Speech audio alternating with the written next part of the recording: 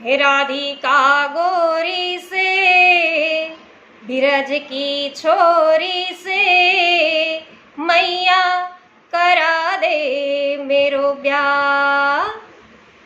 કાનો છે એની મૈયાને કહે છે કે મૈયા મારે પણ દુલ્હની જોઈ છે, કે મારા પણ વિવાહ કરાવી દે। એટલે યશોદાજી કહે કે અચ્છા તને કેવી દુલ્હની ભાવે? તો કે માં તારી સેવા કરે, બાબાની સેવા કરે અને મને ગોદમાં લઈને ફરે ને એવી દુલ્હની જોઈએ।